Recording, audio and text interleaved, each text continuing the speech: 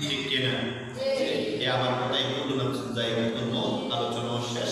এই কারণে আপনাদেরকে বলবো, আপনারাও যান বাড়িতে, অনেকে দেখেন বিভিন্ন ধরনের মেজবানি মাহফিল করেন না?